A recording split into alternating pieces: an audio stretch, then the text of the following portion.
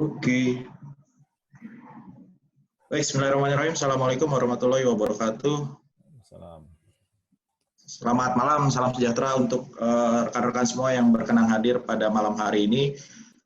Masih di rangkaian acara webinarnya MSR Pengadaan. Terima kasih kepada Pak Muji yang memberikan ruang untuk kami bisa menyampaikan sedikit hal yang kami tahu terkait pengadaan obat. Baik, Bapak Ibu sekalian, saya akan share screen dulu. Oke. Ya, kalau bicara pengadaan obat, mungkin yang di pikiran Bapak Ibu sekalian ya, terutama bukan pelaku dalam bidang kesehatan, merasa bahwasanya obat ini hal yang aman-aman saja, pabriknya sudah jelas, prinsipalnya sudah jelas, kemudian pengadaannya juga jauh dari kasus-kasus yang lebih sering cenderung ke arah konstruksi, kemudian juga atau pengadaan barang, tapi faktanya Bapak Ibu sekalian, kalau Bapak Ibu membaca terkait pengadaan obat dari hasil artikel-artikel yang dimunculkan oleh Komisi Pemberantasan Korupsi, bahwasanya permasalahan dalam proses pengadaan obat ini masih sangat-sangat banyak sekali gitu. Bagaimana walaupun sudah sistemnya dibuat sebaik mungkin dengan e-katalog, ternyata masih ada peluang-peluang yang dimanfaatkan oleh pihak-pihak yang bersifat jahat, tidak bertanggung jawab untuk melaksanakan proses pengadaan obat ini tidak sesuai dengan regulasi, atau sesuai regulasi tapi masih ada muatan-muatan mens rea di dalamnya. Nah, sebelum kita bahas lebih lanjut, izinkan saya memperkenalkan diri. Tadi sudah disampaikan oleh Pak Muklis, nama saya Rangga. Saya saat ini di BPBJ Tulang Bawang, pengelola PBJ Ali Muda, fungsional pengelola PBJ Ali Muda. Pernah berpengalaman sebagai tim pendukung PPK ya untuk proses pengadaan obat di Dinas Kesehatan. Saya lama di Dinas Kesehatan, saat ini di BPBJ Tulang Bawang. Nah, Bapak Ibu sekalian, fakta-fakta menarik tentang obat, kalau Bapak Ibu amati ya, kenapa sih BPJS ini kok defisitnya luar biasa seperti itu, kok tiap tahun defisit? Ternyata dari hasil riset, dari hasil penelitian dilakukan, bahwasanya belanja obat kita itu mencapai 40% dari konsumsi obat nasional. Jadi kalau biaya sakit itu 100.000, maka 40%-nya dihabiskan oleh obat. Oleh karena itu, pemerintah terus berusaha mengatur bagaimana caranya agar proses pengadaan obat ini bisa berjalan lebih efektif dan lebih efisien. Makanya muncullah banyak regulasi terkait pengadaan obat. Yang terbaru adalah yang nanti kita bahas pada malam hari ini, Permenkes nomor 5 tahun 2019 tentang proses perencanaan dan pengadaan obat melalui e-katalog. Jadi Permenkes 5 ini nanti akan menjembatani antara regulasi terkait pengadaan barang jasa, yaitu Perpres 16, Per-LKPP nomor 2, Per-LKPP nomor 9, dan juga Perpres nomor 82 tentang jaminan kesehatan. Yang menjembatani ini adalah Permenkes nomor 5 tahun 2019. Sebenarnya Bapak Ibu sekalian, pemerintah itu sudah mengatur terkait regulasi pengaturan obat. Diaturnya bukan main-main, tapi di undang-undang. Ya, jadi kalau bicara hierarki peraturan di bawah Undang-Undang Dasar, ya undang-undang inilah yang kedudukannya paling tinggi. Ada dua yang mengatur, pertama di Undang-Undang Sistem Jaminan Sosial Nasional, yaitu Undang-Undang Nomor 40 Tahun 2004, bahwasanya pemerintah menjamin daftar dan harga obat serta BMHP yang digunakan oleh BPJS. Jadi di undang-undang ini pemerintah menjamin harga. Nah, kemudian ditegaskan kembali di Undang-Undang Kesehatan Nomor 36 2009, bahwasanya pemerintah menjamin ketersediaannya, kemudian pemerataannya dan keterjangkauannya, serta menyusun daftar dan jenis obat yang secara esensial. Esensial itu obat-obat pokok yang harus tersedia bagi kepentingan masyarakat. Nah, kemana sih tujuannya pemerintah menetapkan dua undang-undang ini terkait dengan pengaturan obat? Pemerintah ingin mengatur pertama adalah kendali mutu. Mutunya yang diatur, bahwasanya jangan sampai lagi ada obat palsu atau obat bermerek tapi yang khasiatnya seperti obat biasa-biasa saja. Kemudian yang kedua, pemerintah ingin mengatur kendali biaya. Kendali biaya ini ingin pemerintah atur bahwasannya harganya ditetapkan dalam hasil negosiasi antara pemerintah dengan PBF atau pabrik besar farmasi. Muncullah yang namanya kita kenal dengan e-katalog. Nah, terkait dengan kriteria pemilihan obat untuk mengatur kendali mutu, muncullah yang namanya formularium nasional.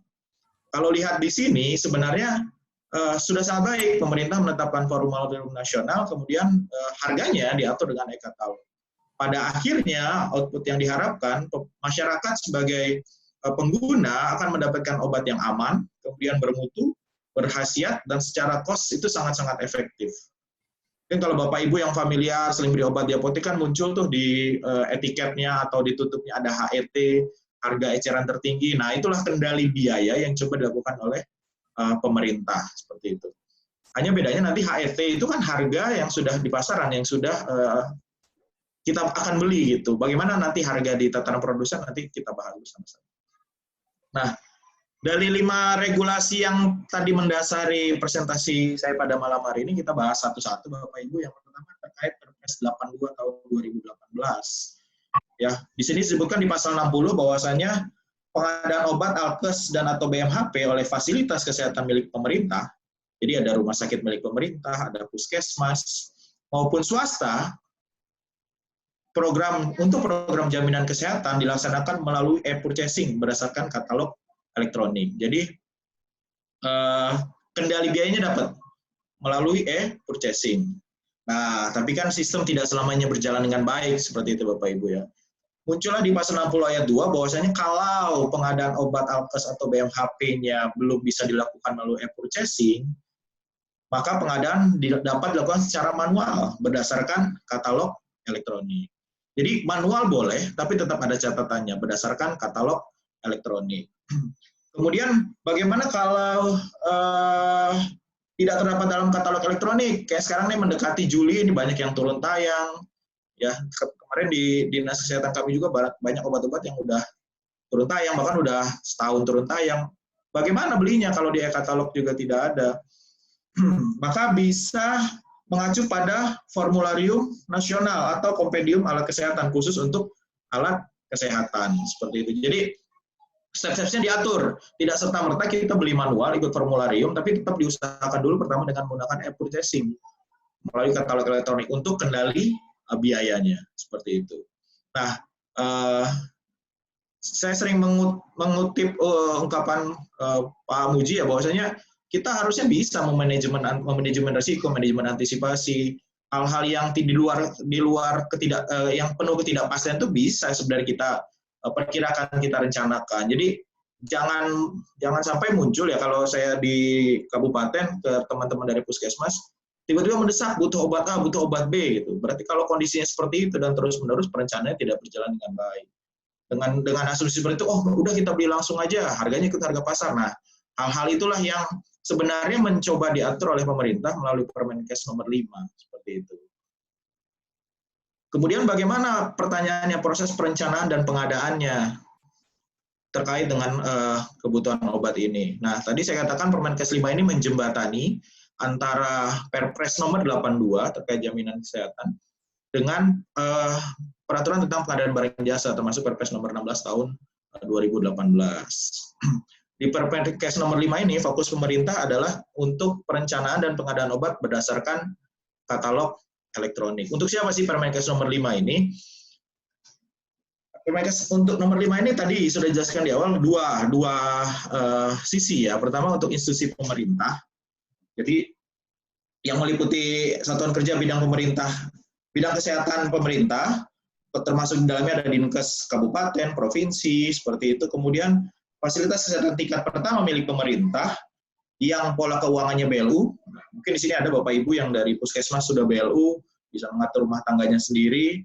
Kemudian FKRTL, fasilitas kesehatan rujukan tingkat lanjut milik pemerintah. Jadi rumah sakit udah tipe B atau tipe A, rumah sakit rujukan itu termasuk di dalamnya yang diatur untuk mengikuti Permenkes nomor 5. Bagaimana di sisi swasta? Di sisi swasta juga diatur. Yang rumah sakit rujukan tadi yang bekerja sama dengan BPJS Kesehatan, kemudian FKTP klinik-klinik yang bekerja sama dengan BPJS Kesehatan, kemudian juga apotek yang bekerja sama dengan BPJS Kesehatan, tapi khusus untuk program rujuk balik. Jadi Bapak Ibu yang belum familiar, mereka-mereka yang memiliki penyakit kronis, ya seperti diabetes, hipertensi, yang cenderung terkontrol tapi tetap harus konsumsi obat, nah BPJS ini menggelontorkan namanya program rujuk balik. Jadi tidak perlu bolak-balik ke fasilitas kesehatan, cukup ke apotek yang ditunjuk untuk terus ngambil obatnya di situ seperti itu. Nah, itu yang ikut diatur dalam Permenkes nomor 5 tahun 2019. Untuk apa sih diatur? Untuk menjamin transparansi, kemudian efektivitas dan efisiensi. Ini kan sejalan dengan prinsip-prinsip pengadaan di Perpres nomor 16 tahun 2018. Seperti itu. Nah, kurang lebih kalau nggak salah di 2019, kira-kira pertengahan, itu ada surat memang dari LKPP untuk apotek-apotek swasta.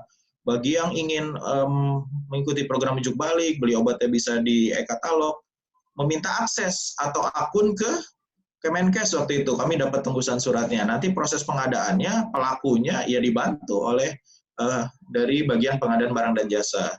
Seperti itu. Nah, di pasal 3 Permenkes nomor 5 2019 terkait dengan perencanaan, bagaimana sih proses merencanakan kebutuhan obat? Jadi institusi pemerintah dan swasta wajib menyampaikan namanya RKO, Rencana Kebutuhan Obat, kepada Menteri. Paling lambat bulan April tahun sebelumnya. Jadi kalau ini 2020, berarti 2019 sudah ditetapkan rencana kebutuhan obatnya. Kalau dulu manual, sekarang menggunakan Emonef Obat, aplikasinya ada seperti itu. Walaupun faktanya memang antara input obat dalam RKO dengan proses belanja itu belum 100% sinkron. Sebenarnya tujuan RKO ini baik. Jadi ketika database-nya sudah bagus dalam rencana kebutuhan obat, maka Kementerian Kesehatan mendapat rekapannya, disampaikan ke pabrik besar farmasi. Tolong sediakan obat, kira-kiranya ini gitu loh. Tapi pelaksanaannya belum semanis tujuannya seperti itu. Jadi ini terkait dengan perencanaan, ada 3 langkah. Semua sudah online di Emonef, Kementerian Kesehatan. Nah, bagaimana proses pengadaannya? Dijelaskan di pasal 4, bahwasanya pengadaan obat oleh institusi pemerintah dan institusi swasta yang dimaksud dalam pasal 2, khusus ya untuk program jaminan kesehatan, dilaksanakan oleh e-purchasing berdasarkan katalog elektronik. Jadi kalau tadi di Perpres 82 memerintahkan pertama kali ada menggunakan e-purchasing dengan katalog elektronik, maka ditegaskan kembali dalam Permenkes nomor 5. Seiring sejalan di Perpres 16, bahwasanya tata urutan proses pengadaan kan kalau dimungkinkan dengan e-purchasing duluan, seperti itu. Nah, kemudian di ayat 2-nya, FKTP milik swasta dan apotik yang bekerja sama dengan BPJS hanya dapat melakukan pengadaan obat program rujuk balik. Jadi, selain program obat rujuk balik, tidak boleh membeli melalui e-katalog, khusus bagi yang FKTP milik swasta atau apotik. Nah, itu terkait proses perencanaan dan ketentuan pengadaannya. Kemudian, karena sistem tidak selamanya baik, dimungkinkan untuk manual, seperti yang tadi dijelaskan di Perpres 82. Apa saja? Pertama, kalau ada kendala operasional dalam aplikasi. Kemudian, institusi swasta belum mendapatkan akun e-purchasing. Kemudian, terjadi kegagalan pengadaan obat dengan katalog elektronik, sehingga berpotensi terjadi kekosongan obat. Kami pernah mengalami, jadi perusahaan farmasi ini tidak bisa memenuhi kewajibannya terkait dengan kontrak, jadi terjadi kekosongan obat. Pernah mengalami seperti itu. Bagaimana solusinya? Kalau pada kendala operasional atau belum punya akun e-purchasing, maka pengadaan dilakukan secara langsung kepada industri farmasi yang tercantum dalam katalog elektronik. Seperti itu. Kemudian, kalau terjadi kegagalan pengadaan, sehingga berpotensi obat kosong, lihat dulu penyebabnya apa. Kalau dia karena industri farmasi tidak memenuhi surat pesanan, maka harus dibuktikan dengan surat pernyataan dari industri farmasi. Oh, bahwasanya saya tidak sanggup nih memenuhi klausul dalam e-purchasing-nya. Kemudian langkahnya bagaimana selanjutnya? Ia bisa mengadakan obat dengan zat aktif yang sama sesuai dengan ketentuan peraturan perundang-undangan. Nah, tapi bingkai awalnya jangan dilewatkan dulu, jadi tetap harus e-purchasing-nya tadi diprioritaskan. Kalau ditanya, kenapa sih harus e-purchasing seperti itu? Mungkin, saya nggak familiar nih, puskes saya berada di pedalaman, akses internet susah, seperti itu. Kemudian saya tidak paham teknologi. Itu hal-hal yang sebenarnya bisa dimusyawarahkan dengan, karena puskesmas di bawah dinas kesehatan, bisa koordinasi dengan dinas kesehatan. Yang perlu diingat kenapa dia harus e-purchasing.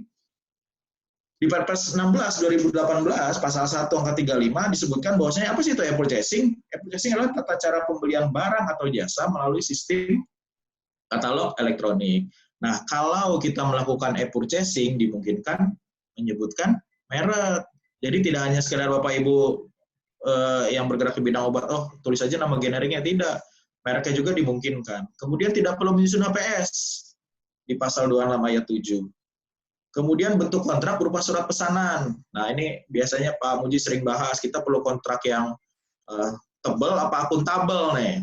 Kalau cuman e-purchasing, surat pesanan sangat cukup, sudah sangat-sangat akuntabel. Kemudian karena penyedia PBF itu sudah berkontrak dengan LKPP. Jadi tidak perlu lagi sebenarnya dimintain, oh Pak, minta aktenya, minta izinnya, segala macam, tidak perlu. Cukup surat pesanan. Kemudian tidak diperlukan jaminan pelaksanaan. Kemudian ya dilakukan untuk barang atau jasa konstruksi atau lainnya yang sudah tercantum dalam katalog elektronik di pasal 38. Kemudian wajib dilakukan untuk barang jasa yang menyangkut pemenuhan kebutuhan nasional dan atau strategis. Ya karena obat untuk hajat hidup orang banyak masuk ketentuan ini di pasal 50 ayat 5. Jadi itu kenapa sih Permenkes Perpres 82 tadi memerintahkan pengadaannya melakukan e-purchasing? Alasannya yang paling bawah ini Bapak Ibu, kemudian kemudahannya ada di atas-atasnya. Terus lalu apa tujuannya e-purchasing? Jadi e-purchasing ini diharapkan menciptakan proses pemilihan barang jasa secara langsung melalui katalog. Jadi PPK atau pejabat pengadaan itu bisa memilih barang jasa yang terbaik. Kalau tender kan terkadang kita mau A, tapi dapatnya B, walaupun speknya sesuai, tapi mereka tidak. Nah, dengan e-purchasing ini diharapkan itu tidak terjadi. Kemudian efisiensi biaya dan waktu proses pemilihan barang jasa dari sisi penyedia barang dan pengguna barang. Ya, diharapkan tadi tujuannya kan pertama adalah transparan. Harganya semua orang bisa lihat, semua orang bisa yang buka e-katalog bisa mengetahui harga obatnya. Kemudian sesuai kebutuhan. Jadi berdasarkan perencanaan tadi RKO mana yang kita butuhkan itu yang kita beli. Kemudian efisien, nggak perlu lagi kalau periode tender kan kalau untuk barang bisa sampai 3 minggu, 4 minggu seperti itu. Tapi melalui e-purchasing pemilihannya jauh lebih cepat. Seperti itu. Nah, kalau di proses e-purchasing, siapa sih pelaku pengadaannya? Ini sama, merujuk kepada Perpres nomor 16 tahun 2018. Kalau proses belanjanya di bawah atau sama dengan 200 juta, maka dilakukan oleh pejabat pengadaan. Tapi setelah PPK menyampaikan spesifikasi teknis, atau perkiraan atau referensi harga, dan rancangan surat pesanan. Nah, buat teman-teman di sini mungkin yang ada sebagai pejabat pengadaan, jangan terlalu semangat, tunggu dulu nih informasi dari PPK. Khawatirnya yang diinginkan berbeda dengan yang dipesankan oleh pejabat pengadaan. Kalau nilainya di atas 200 juta, maka PPK lah yang melakukan proses pembeliannya sendiri. Nah, kalau sudah sangat banyak, gitu ya, mungkin nanti di tempatnya Bu Usia lebih dari 100 M misal untuk kontrak jangka panjang, maka PA atau KPA. Itu pelaku pengadaannya. Jadi kalau kembali ke rumus asal tadi swasta boleh membeli obat rujuk balik dan melalui purchasing, maka siapa yang melakukan? Ya pejabat pengadaan, bisa berkoordinasi dengan BPBJ setempatnya atau dinas kesehatan. Oke, lalu bagaimana sih persiapan pengadaan melalui e-purchasing? Bapak Ibu sekalian dijelaskan di Permenkes 5. Pertama adalah dengan menyusun spesifikasi teknis. Ini sama ya dengan persyaratan yang PP atau pejabat pengadaan minta dari PPK untuk pelaksanaan e-purchasing di bawah 200 juta. Pertama, penyusunan spesifikasi teknis. Karena tadi e-purchasing boleh menyebutkan merek, maka silakan saja disebutkan merek. Mengacu kepada formularium nasional. Kemudian, apa nama obatnya, atau biasa nama generiknya, siapa penyedianya, apa kemasannya. Kemudian distributornya siapa, harga satuan tertingginya berapa, seperti itu. Itu harus disusun terlebih dahulu oleh PPK. Kemudian selain spek teknis, harus juga disusun perkiraan harga. memang HPS tidak diwajibkan, tapi sebaiknya PPK mencari referensi harga obat yang akan diadakan, termasuk ongkos kirimnya dan lain sebagainya. Kemudian juga wajib memastikan anggarannya telah tercukupi, Bapak Ibu sekalian. Kan apalagi kemarin ada, ya untungnya kesehatan tidak terpengaruh ya, refocusing, pastikan dulu nih anggarannya tersedia atau tidak. Kalau enggak, negosiasi perubahan spesifik atau revisi anggaran.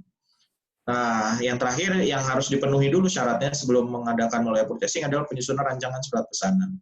Surat pesanan di purchasing karena udah versi 5 ya Bapak Ibu ya, itu sudah udah apa ya, tidak jauh berbeda dengan kontrak.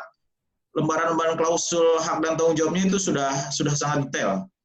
Jadi, kalau dulu mungkin asumsi ini hanya satu lembar, lengkapi lagi dengan kontrak seperti itu. Pada versi terbaru ini itu sudah cukup lengkap isinya.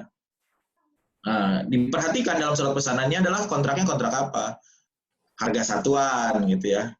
Jangan dilumsumkan tapi harga satuan. Kemudian apa saja hak dan kewajiban para pihak. Bagaimana kalau dia tidak merespon si prinsipal ini dalam waktu berapa kita kasih paling misalnya 7 hari seperti itu. Bagaimana? Apakah bisa dibatalkan atau tidak? Itu bisa dijelaskan di rancangan surat pesanan. Kemudian kemana barang dikirim, sampai dinas kesehatan kah, atau harus sampai puskesmas kah, itu juga bisa dituangkan dalam rancangan surat pesanan. Kemudian harganya, kemudian pembayarannya bagaimana, sekaligus kah, termin kah, sanksinya apa, bagaimana jika penyediaannya terlambat, kemudian apa saja keadaan kahar, kalau ada masalah antara kita, pemesan dengan penyedia, bagaimana solusinya, kemudian persyaratan lain, misalkan material safety data sheet, kita minta itu ya, ini karena obat keras, kalau takut dia nanti kemasannya pecah atau tumpah, tolong dilampirkan MSDS-nya, sehingga penanganannya bisa tepat. Nah, ini juga bisa dilampirkan di dalam surat pesanan. 3 menit lagi, Bang ya? Siap. Bagaimana prosedurnya? Prosedurnya ini ya, jadi PPK atau PP memesan pada katalog elektronik, kemudian calon penyedia menanggapi pesanan, dilakukan negosiasi teknis dan harga. Boleh nggak sih e-katalog dinegosiasi? Boleh Bapak Ibu. Bukan hanya ongkos kirimnya, harga dasarnya juga, harga yang terjadi juga bisa dinegosiasi sebenarnya. Seperti itu. Kemudian menyetujui atau setelah terjadi negosiasi, disetujui, disepakati, diterbitkan surat pesanan. Nah, ini yang warna pink di bawah itu ya, penyedia e-katalog telah dilakukan kualifikasi oleh LKPP. Jadi nggak perlu minta data kualifikasi lagi gitu. Ini kan alasannya, nggak bisa ini di keuangan, perlu kontrak yang tebal, gitu, seperti itu. Sebenarnya tidak perlu. Kemudian, kalau teknologi tinggi, terutama Alkes nih ya, itu boleh kok PPK meminta untuk melakukan presentasi atau demo produk. Itu boleh, dimungkinkan pada penyedia di e-purchasing. Kemudian, bagaimana user guide-nya segala macam, ini sudah diterbitkan oleh LKPP. Oke. Bagaimana kalau tidak menjalankan Permenkes nomor 5 tahun 2019? Pertama terkait perencanaan. Kalau tidak menyampaikan rencana kebutuhan obat, maka ada sanksi di Permenkes 5 ini, yaitu berupa penghentian sementara transaksi e-purchasing. Jadi akunnya dinonaktifkan. Nah, ini mungkin terutama bagi yang swasta gitu, itu harus perbarui RKO-nya. Sesuai dengan ketentuan bulan April tahun sebelumnya. Kemudian, ya dia diaktifkan kembali setelah menyampaikan RKO tahun berjalan. Kemudian,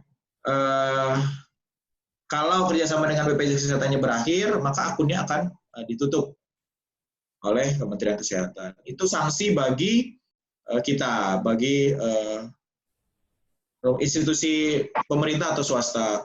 Nah, bagi penyedia, jelas sih ya, di Perpres 16, sanksi-sanksinya kalau tidak memenuhi kewajiban apa, ada di pasal 80 ayat 2, kemudian kalau sudah jadi surat pesanan kemudian tidak dilaksanakan bagaimana, itu ada penghentian sementara selama 6 bulan, kalau melanggar kontrak bagaimana, kemudian siapa yang memberikan itu jelas di Perpres 16 tahun 2018. Nah, ada beberapa berita yang saya kutip Bapak Ibu sekalian ya. Jadi harga obat itu dengan e-purchasing karena tadi tujuannya adalah kendali biaya, itu mampu mengefisiensikan anggaran kurang lebih sampai 30%. Jadi paracetamol aja contohnya, misalkan di e-katalog harganya misalkan cuma Rp53 misal seperti itu.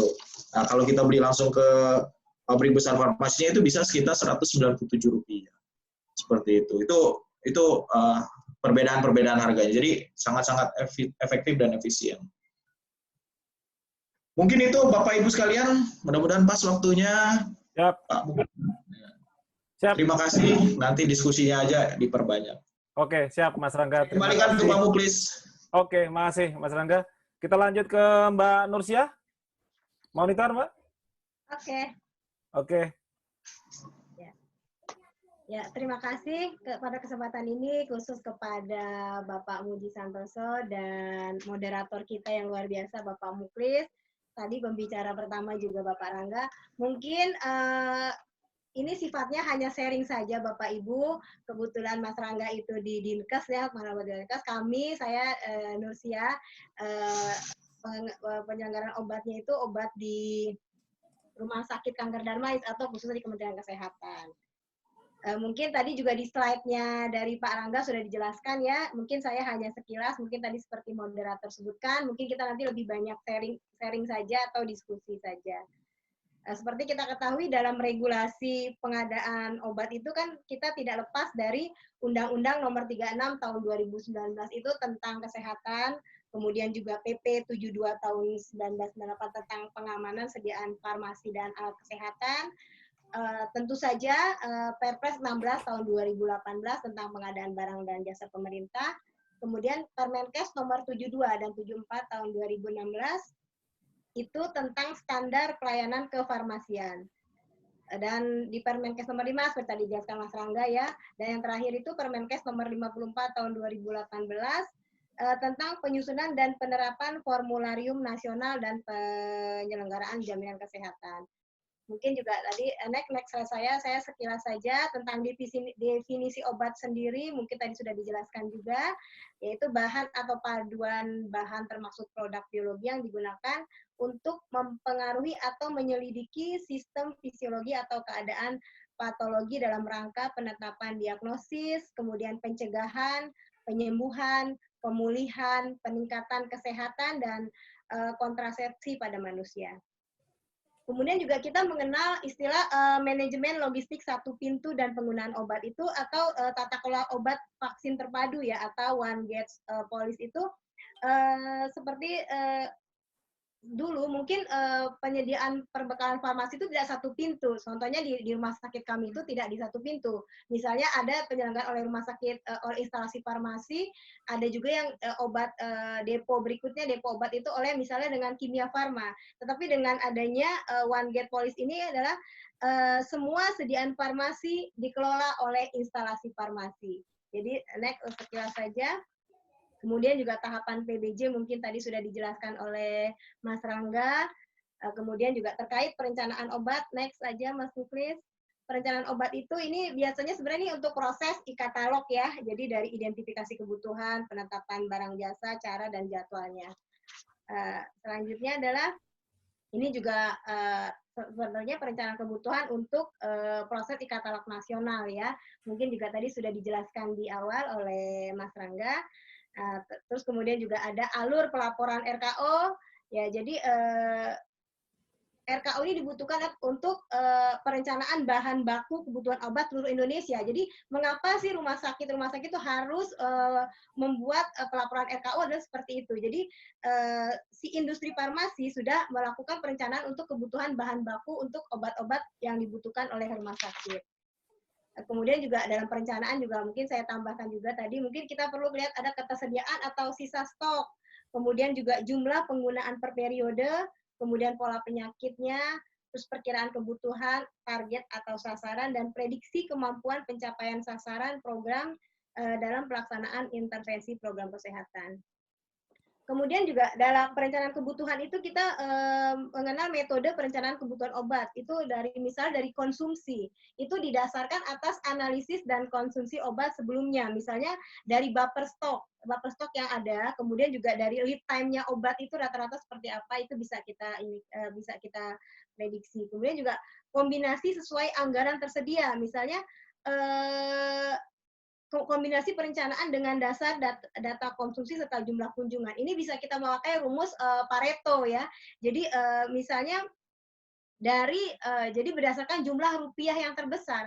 Misalnya dari 20 item dia memakan maksimal 80% dari rupiah yang kita perlukan. Nah, ini bisa kita lakukan pemotongan di situ. Itu kita sebut dengan sistem Pareto misalnya. Kemudian epidemiologi itu berdasarkan jumlah kunjungan, frekuensi penyakit dan standar pengobatan. Mungkin kayak kalau di rumah sakit umum seperti trennya penyakit, apakah kayak sekarang ya kita lagi zaman COVID, tren obatnya apa, kemudian misalnya tifoid, demam berdarah dan sebagainya. Kalau di rumah sakit kami, rumah sakit Kanker Darmais itu misalnya jenis kanker yang sedang yang terbanyak, misalnya contohnya kanker payudara, itu memerlukan protokol FAC, itu seperti itu misalnya. Jadi di situ ya dari konsumsi itu kita lihat dasar analisa kebutuhannya itu data yang diperoleh akurat. Kemudian juga metodenya memang paling mudah ya Bapak Ibu. Kemudian juga sebenarnya kita tidak memerlukan data penyakit maupun standar pengobatannya. Hanya kekurangannya kita tidak dapat dipakai untuk mengkaji penggunaan obat dalam perbaikan penulisan resep. Kemudian juga kekurangan dan kelebihan obat sulit diandalkan gitu untuk metode konsumsi ya. Tadi seperti yang untuk epidemiologi itu dasar jumlah ininya ya. Keuntungannya itu perkiraan kebutuhan mendekati kebenaran kalau kita memakai sistem Pareto seperti yang saya sebutkan tadi. Kemudian juga standar pengobatan mendukung usaha perbaikan pola penggunaan obat. Memang kekurangan itu kita butuh waktu dan tenaga terampil untuk menghitung rumus obat tersebut, kebutuhan obat tersebut. Kemudian juga data penyakit mungkin sulit diperoleh secara pasti. Kemudian juga kita kadang-kadang kelemahan kita pencatatan yang kurang. Mungkin kelemahannya pencatatan tidak lengkap gitu. Next, pemaketan pengadaan mungkin juga tadi sudah dijelaskan di depan oleh Mas Rangga. Kemudian juga ya tadi sepertinya ada lagi kesalahan dalam pemaketan. Tadi juga saya dengar dari slide-nya Mas Rangga juga disebutkan gitu ya. Paket pengadaan obat yang global seperti satu paket pengadaan tuh dalam satu semester. Kayak di rumah sakit kami misalnya ada 2.000 item obat gitu. Global ya untuk kategori obat itu kan cukup banyak ya itemnya yang perlu kami penuhi untuk kebutuhan satu semester, 1 tahun malah kalau di kami untuk pengadaan pemilihannya. Kemudian juga pengadaan obat juga sesuai dengan jenis obat, padahal metode pemilihannya berbeda gitu ya. Kadang-kadang pengadaan obatnya sesuai dengan jenis obat, padahal metode seperti contohnya tadi disebutkan di awal oleh Mas Rangga. Misal kita pada saat kita menentukan melakukan proses metode pemilihan yang kita gunakan adalah e-purchasing. Seperti kita ketahui e-purchasing itu kan kita melakukan melalui sistem itu kepada prinsipal. Nah, katakanlah misalnya ada PT Novartis, dalam satu perencanaan kita ada di PT Novartis itu ada 10 item obat, tetapi dia distributornya menunjuk ke 3 distributor, otomatis kita akan membuat 3 paket pengadaan dalam e-purchasing tersebut. Kemudian kemudian pemaketan pengadaan obat dengan menyebut merek karena tidak mempunyai justifikasi untuk dilakukan penunjukan langsung dipaketkan ini. Kalau di kami metode pengadaan itu adalah memang kita gunakan adalah kita melakukan penunjukan langsung kepada distributor. Kenapa kami melakukan penunjukan distributor kepada penunjukan langsung kepada distributor? Sebenarnya dalam syarat-syarat sendiri, di dalam syarat-syarat itu sudah ditentukan, misalnya masuk dalam formularium nasional, kemudian juga masuk ke dalam formularium rumah sakit. Ketika paket pengadaan itu kita tenderkan, tentu memang mungkin kita mendapatkan obat yang zat aktifnya sama, tetapi apakah itu masuk ke kita obat di paten itu banyak memang, tapi apakah obat tersebut bisa digunakan di rumah sakit kita? Misalnya kalau sudah ada di formularium nasional ataupun sudah ada di dalam formularium rumah sakit, itu kan sudah diuji oleh di Komite Farmasi dan Terapi itu kualitas, biaya dan sudah mulai uji itu gitu. Jadi akan lebih tepat untuk pengobatannya kepada pasien kita. Kemudian juga next, persiapan pengadaan tadi sudah disebutkan juga menetapkan ini, kemudian persiapan pengadaan sudah, mungkin lanjut saja. Kita beralih untuk rancangan elemen spesifikasi teknis itu yang mutu dan kualitas. Mungkin dalam spesifikasi teknis kita di dalam KAK itu perlu kita sebutkan misalnya obat harus terdaftar. Kalau di kami itu di Rumah Sakit Kanker Darmais itu obat harus sudah terdaftar dalam Fornas dan e-katalog dan atau dalam formularium obat di Rumah Sakit Kanker Darmais. Kemudian juga untuk obat yang tidak terdaftar di dalam e-katalog itu dia harus memenuhi persyaratan, misalnya obat sudah harus terregistrasi di BP POM. Kemudian juga obat original atau copy drug itu dan jenis kanker harus sudah terdaftar dalam formularium rumah sakit. Obat generik misalnya itu yang ditawarkan dengan harga yang terendah itu sudah pasti kita pilih seperti itu. Kemudian obat yang ditawarkan harus diproduksi oleh pabrik yang sudah mempunyai GMP atau CPOB ya, cara pembuatan obat yang baik. Kemudian juga obat yang ditawarkan juga itu harus mempunyai sertifikat cara distribusi obat yang baik atau CDOB dari distributor. Kemudian juga dalam spesifikasi teknis ini juga perlu menyampaikan surat penunjukan distributor, menyampaikan akte pendirian perusahaan, pengesahan dari Kementerian Hukum dan HAM, kemudian juga SIUP, NPWP. Yang jelas juga untuk obat harus ada izin perdagangan besar farmasi ya kalau untuk obat dan IPAK kalau untuk alat kesehatan. Seperti itu Bapak Ibu. Kemudian juga ditambahkan lagi pesan teknis itu ada menyampaikan perjanjian kerjasama antara distributor dengan prinsipal dari rumah sakit. Kemudian juga menyampaikan nama dan surat izin apoteker untuk apoteker penanggung jawab PBF tersebut. Itu perlu juga Bapak Ibu ya kita sertakan. Kemudian juga menyampaikan alamat dan denah kantor PBF, serta menyampaikan surat jaminan keaslian produk yang didiskusikan dari prinsipal tersebut. Ya, ini di mutu kualitas kita perlu perhatikan spesifikasi teknis, standar industri, spesifikasi komposisi, sampel contoh gambar, merek, dan spesifikasi teknis. Ya, next Mas Muklis. Ya. Sekarang kita beralih ke rancangan kontrak, mungkin juga beberapa hal yang harus diperhatikan dalam penyusunan rancangan kontrak itu jenis kontrak, kemudian uang muka, jaminan, denda, garansi, dan standar akreditasi. Ya, yang ada standar akreditasi itu memang di standar akreditasi itu memang untuk pokja obat, khusus obat itu memang diharuskan ada orang yang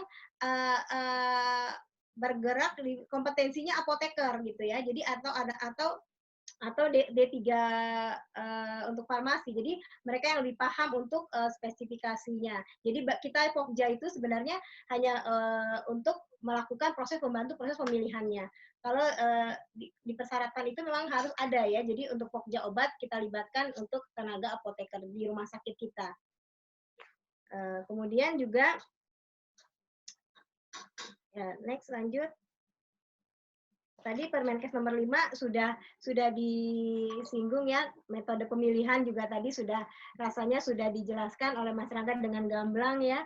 Yang selanjutnya yang terakhir mungkin tentang dikecualikan ya dalam hal mungkin Bapak Ibu mungkin pernah mengalami misalnya di dalam sistem e-katalog sering bermasalah, di LPSE Kemenkes itu sering bermasalah juga ya.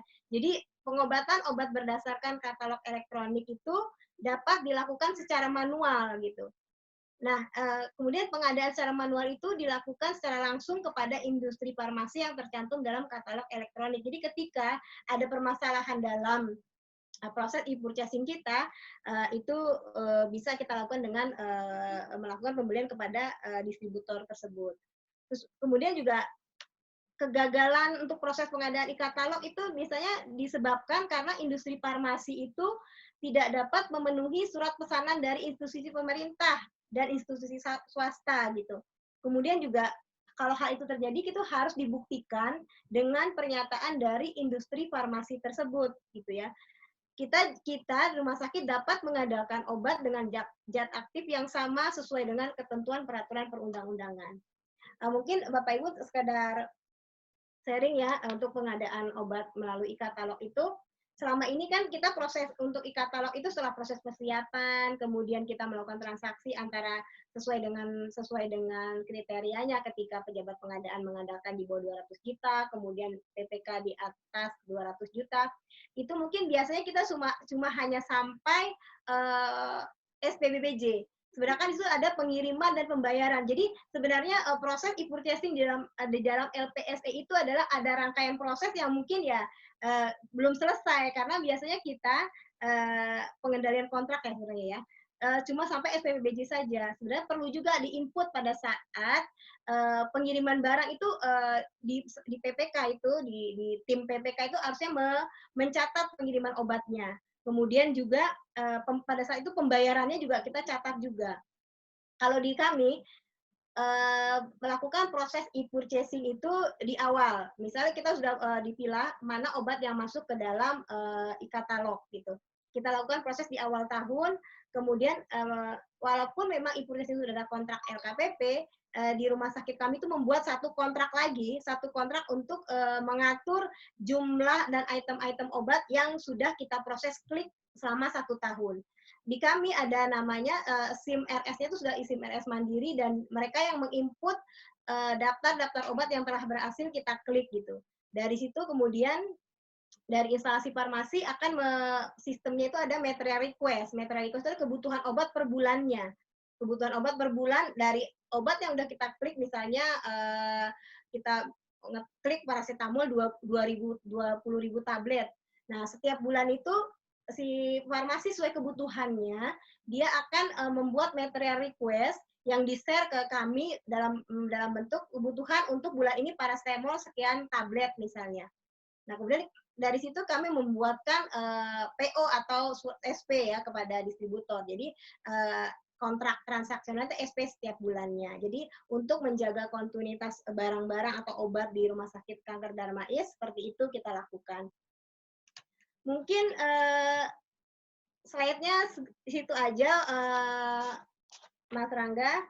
Mungkin selanjutnya kita diskusi saja, mungkin kita sekedar sharing saja Bapak Ibu pengalaman kami di rumah sakit dan Mas Rangga mungkin di Dinkes, dan ada mungkin Bapak Ibu juga ingin sharing pengalaman di rumah sakit tanpa penanganan obat, dipersilakan.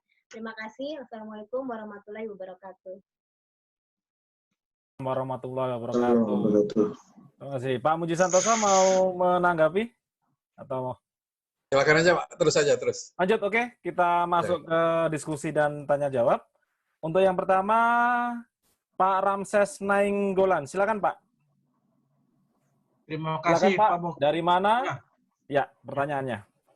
Terima kasih Pak Muklis. Saya Ramses Nainggolan dari Inspektorat Provinsi Lampung. Ini ada sedikit mau saya tanyakan. Ini mudah-mudahan nggak menyimpang sedikit. Ini mengenai pengadaan alat kesehatan. Ya, dalam pengadaan kesehatan dalam rangka penanggulangan COVID-19, apakah PPK diperkenankan membeli alat kesehatan seperti hand sanitizer tanpa ada nomor registrasi dari Dinas Kesehatan? Itu aja Pak, kira-kira ya. Ya, masih. Terima kasih Pak. Ya. Mas Rangga mungkin? Langsung Pak Muji kayaknya itu, Mas.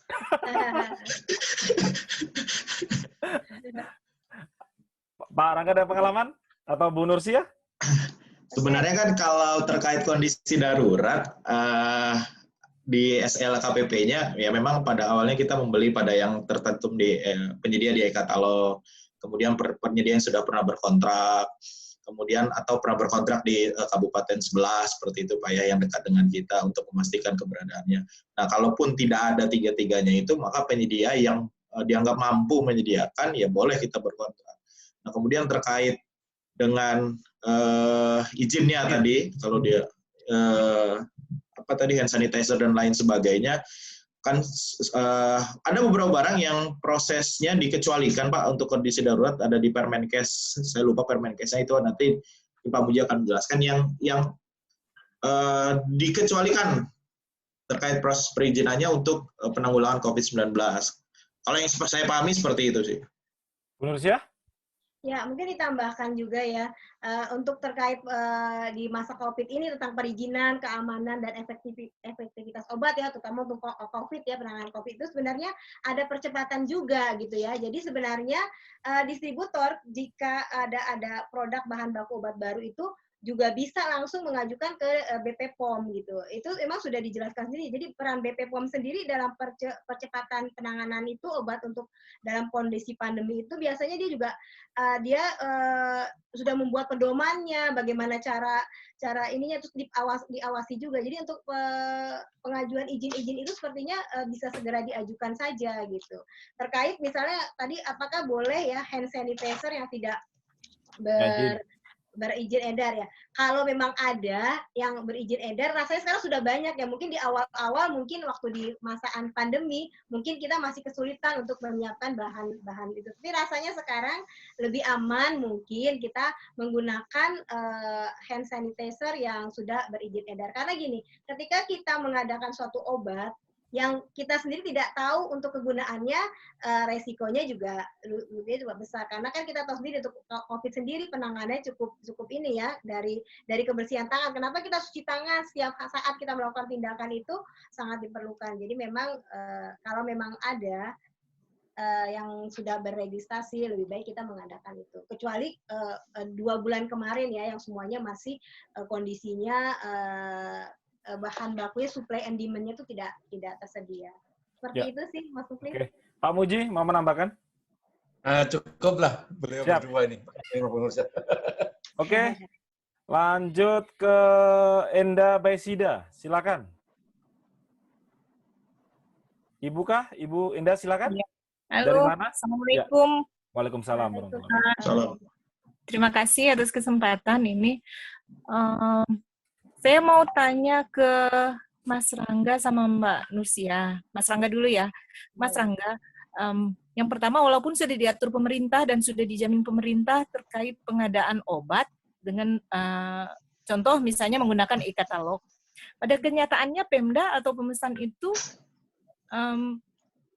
pada waktu membeli obat kalau menggunakan e-katalog, kadang-kala ketersediaannya tidak ada. Artinya begini, pada saat memesan tuh kayaknya ada. Tapi begitu ditunggu sampai dengan masa waktunya itu tidak ada yang datang. Kayak begitu. Kemudian, jadi itu bagaimana kalau misalnya seperti itu? Karena kan kalau mau dilihat dari undang-undang kan, dari aturannya kan katanya sudah dijamin. Nah, kemudian terkait pembelian obat melalui e-katalog, itu biaya pengirimannya apakah yang menanggung itu penyedia atau pemesan? Ya. Kemudian Oke, satu lagi untuk Mbak Nursia, pertanyaannya, tadi kan Mbak menjelaskan tentang masa kadaluarsa obat. Ya. Nah, kalau saya tidak salah kemarin kan kita bikin ini ada pertemuan dengan Dinas Kesehatan tuh. Kita membahas mengenai masa kadaluarsa obat. Katanya kalau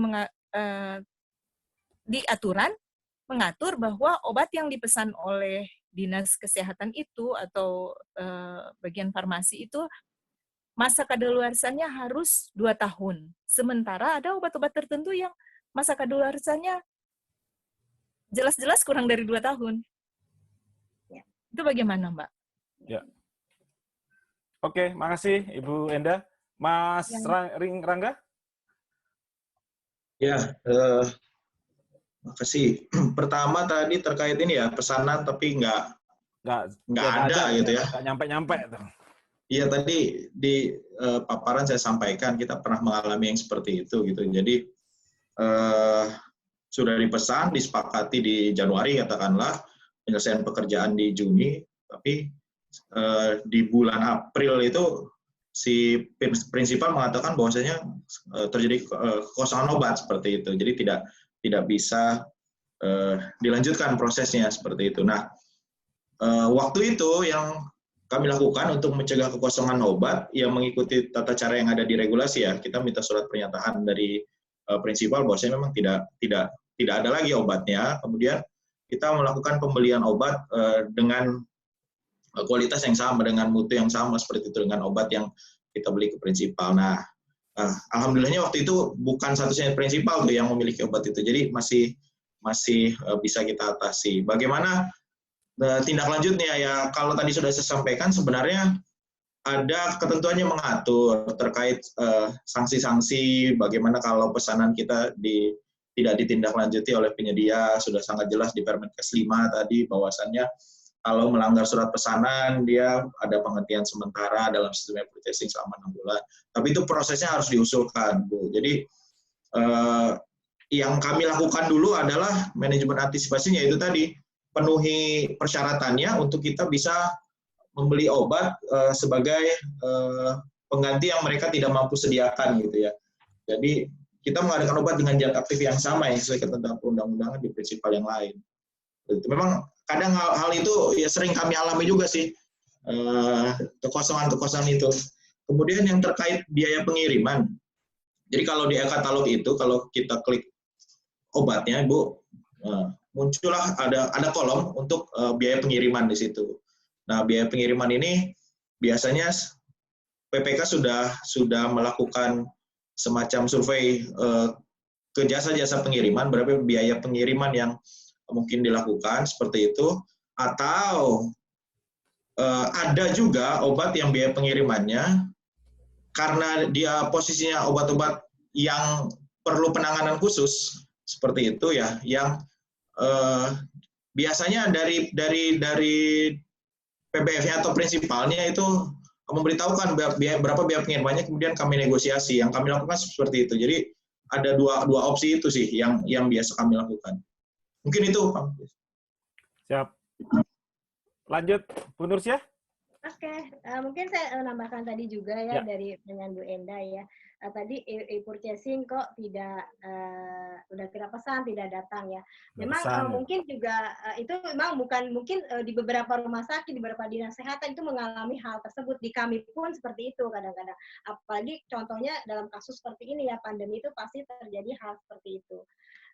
Seperti tadi sempat saya sebutkan, dalam proses e-purchasing sendiri itu kan pertama kan ada proses persiapan ya, yang dari kemudian proses persiapan dari Pokja, kemudian dipilah oleh pejabat pengadaan atau oleh PPK, kemudian juga ada tahap transaksinya, kemudian juga ada tahap kontrak, dan mungkin yang tidak pernah selesai di tahap proses e-purchasing itu adalah tahap pengiriman dan pembayarannya. Jadi sebenarnya kalau kita pelaku pengadaan menuntaskan proses e-purchasing itu sampai dengan selesai, mungkin juga di LKPP akan menjadi catatan juga, oh ternyata misalnya katakanlah kita membutuhkan obat, tadi misalnya kita membutuhkan obat Panadol gitu ya, ternyata mungkin selama tadi kita di awal 1.000 tablet, tapi hanya pencatatan sampai situ saja.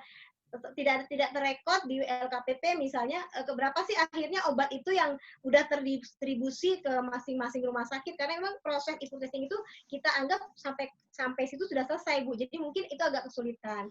Dan kemudian juga dalam RKO-nya mungkin rencana kebutuhan obat kita juga mungkin yang kadang-kadang kita mungkin pakai perencanaan yang sebelumnya gitu.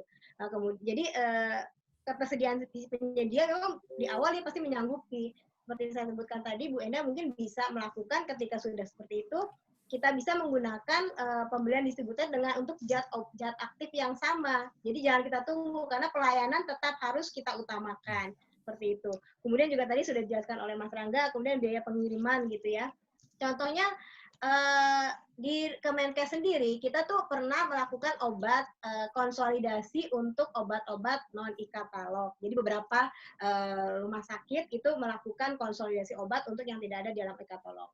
Ketika terjadi misalnya satunya rumah sakit di Bali, satunya rumah sakit di Padang, satunya rumah sakit di Jakarta, itu bagaimana? Jadi yang kita sepakati adalah hanya harganya saja gitu. Untuk ongkos kirim ya mungkin memang berbeda masing-masing pulau gitu ya. Jadi yang kita itu untuk ongkos kirim itu seperti itu. Memang kalau untuk obat, untuk kata e-purchasing ya, untuk obat tuh memang kan fixed price ya Bu ya, kita nggak bisa nego ya. Nah tetapi mungkin di ongkos kirim mungkin tadi seperti dijelaskan Mas Rangga juga, mungkin coba kita bisa nego walaupun itu jarang terjadi.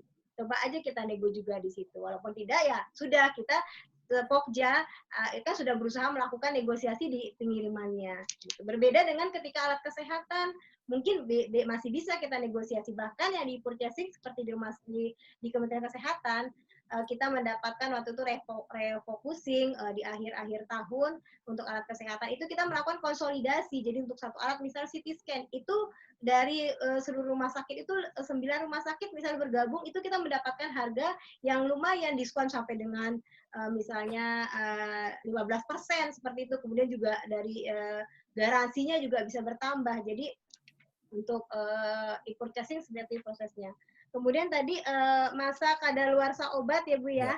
Masa kadaluarsa obat 2 tahun, betul sekali. Kalau di kami di dalam spesifikasi teknis yang tercantum di dalam kerangka acuan kerja dari user itu disebutkan misalnya obat yang dikirim harus mempunyai batas kadaluarsa 2 tahun dari tanggal pengiriman, kecuali dalam keadaan khusus. Apabila obat tidak tersedia dengan kadaluarsa 2 tahun, tetapi sangat dibutuhkan dalam pelayanan, dapat diterima hanya untuk kebutuhan dalam waktu yang singkat. Jadi seperti itu, Bu. Jadi kita cantumkan juga di dalam kontrak itu juga sebutan seperti itu.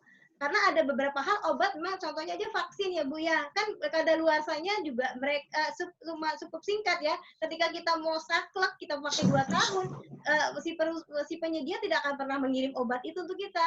Kenapa? Saya nggak mau kirim ke rumah sakit A, karena masa kadaluarsa 2 tahun. Jadi betul sekali dalam Permenkes ditentukan tersebut, tetapi Ibu tambahkan lagi klausul yang tadi yang saya sebutkan. Jadi kita bisa melakukan itu. Kan kita pada saat kita butuh obat itu kita tidak untuk buffer stok kan, langsung kita gunakan biasanya obat-obat yang fast moving seperti itu biasanya begitu Bu ya. Jadi ditambahkan saja mungkin, tapi di dalam kerangka acuan kerja juga kita sebutkan. Jadi pada saat kita di dalam kontraknya kita pertegas dengan itu. Demikian Bu Enda. Oke, siap. Lanjut ke Pak Mustafa, silakan Pak. Terima kasih. Assalamualaikum. Mustafa dari mana? Waalaikumsalam. Saya Mustafa dari UKPBJ Provinsi Jawa Timur. Baik, Prof. Muklis, saya tanya monggo Pak Rangga atau Bu Nursia yang jawab, karena saya awam terhadap pengetahuan obat. Bagaimana sih penentuan formularium obat di suatu rumah sakit? Kenapa kok ditetapkan Simuxon, kok bukan Sililin? Padahal informasi yang saya terima, kandungannya, kualitasnya, dan manfaatnya sama. Dan dari sisi harga, jauh lebih mahal Simuxon dari Sililin. Nah, saya pernah suatu ketika diskusi dengan seorang pejabat pengadaan di suatu rumah sakit, juga mengeluhkan tentang kedua jenis obat tersebut. Kok si dokter ini menentukan si ini, padahal dia tahu persis ini kandungannya sama, kualitas sama, manfaatnya sama, tapi jauh berbeda dari sisi harga. Nah, mohon pencerahannya Bu Nursia atau Pak Rangga, monggo. Terima kasih, Pak Mustafa. Mas Rangga? Gimana cara menentukannya nih? Di rumah sakit itu yang sering, Mas. Oke, siap. Bu Nursia deh. Obat dasar jarang. Oke. Ya, gimana sih cara menentukan formularium di rumah sakit gitu ya, Pak Mustafa ya? Tentu saja kita tidak terlepas dari formularium nasional. Jadi sebelum kita membuat formularium suatu rumah sakit, kita harus mengikuti dari formularium obat nasional. Itu kan sudah diterbitkan, kalau nggak salah berlaku 2 tahun atau setiap 1 tahun diperbaharui. Nah, mengapa rumah sakit perlu juga membuat formularium nasional, formularium rumah sakit gitu? Kalau di kami contoh di rumah sakit Kanker Darmais itu ada, kita dibentukkan namanya Komite Farmasi dan Terapi. Nah, jadi ketika ada obat-obat yang baru, ketika ada dokter misalnya mau mengadakan suatu obat yang belum pernah diadakan di rumah sakit Kanker Darmais. Nah, itu harus melalui prosedurnya, harus melalui direktur utama KPA selaku direktur utama, kemudian juga dikaji oleh tim KFT itu yang terdiri dari apoteker, di situ ada dokter spesialis dan sebagainya, akan dikaji dari obat-obat, kandungan obat tersebut. Terus tadi disebutkan kenapa sih kita dokter kadang-kadang memang jadi tidak boleh dokter semena-mena saya harus obat A, harus obat B. Padahal mungkin di rumah sakit kita sudah untuk obat yang itu sudah ada 2 item obat. Gitu misalnya ada atau 3 item obat yang sama zat aktifnya. Dokter ini karena sesuatu dan lain hal gitu ya, mau menambahkan obat ini, tentu harus kita uji dulu di Komite Farmasi dan Terapi. bisa juga kita di rumah sakit itu dibentuk misalnya formasi 1, 2, 1. 1 original, 2 mitu, satunya misalnya generik seperti itu. Itu bisa kita pakai. Jadi tidak banyak daftar obat di rumah sakit kita.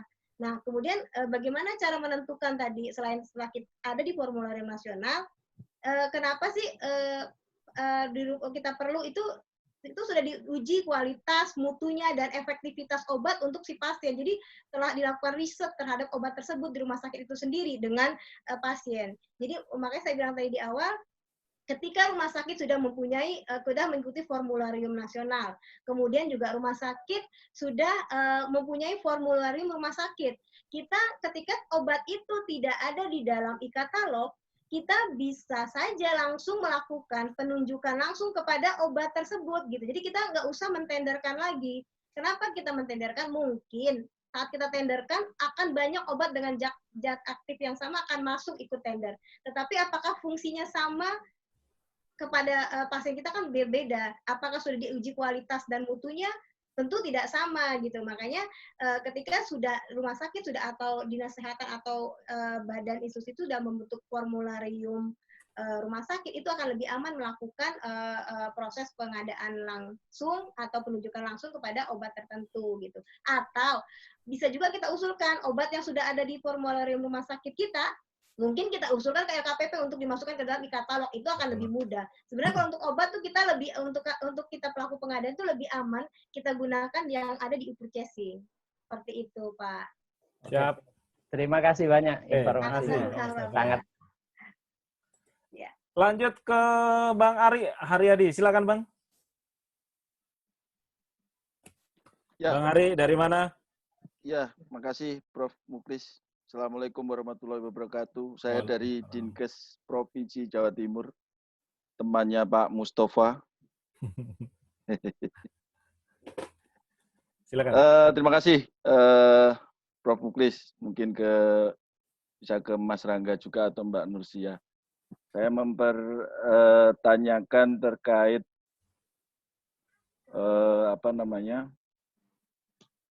Permenkes ini ya. Sebenarnya di di Permenkes ini sebenarnya sudah detail. Jadi obat itu dilalui dengan perencanaan semuanya, jadi identifikasi kebutuhan. Cuman sesuai yang sudah disampaikan oleh Mas Rangga tadi, di implementasinya tidak semanis yang direncanakan. Jadi salah satunya ada persoalan yang di lapangan itu terjadi, kita ada dropping misalkan dari Kemenkes, expired-nya pendek, seperti itu. Jadi sampai ke distribusi ke kabupaten kota juga mengeluh, padahal itu obat itu untuk dikonsumsi untuk masyarakat, untuk keselamatan masyarakat, untuk penyembuhan masyarakat atau warga negara. Yang saya tanyakan, sejauh mana RKO dalam perencanaannya itu sangat-sangat efektif sesuai dengan regulasi ini. Jadi kalau seandainya itu berdasarkan di katalog, harusnya di katalog. Ada kata-kata di situ wajib. Sebenarnya kalau sudah semuanya itu di perencanaan obat itu sudah masuk dalam RKO, otomatis kan Menteri sudah pesan ke BPF, kan gitu. Langsung dimasukkan ke dalam katalog. Semuanya pesan di katalog, lewat e-purchasing.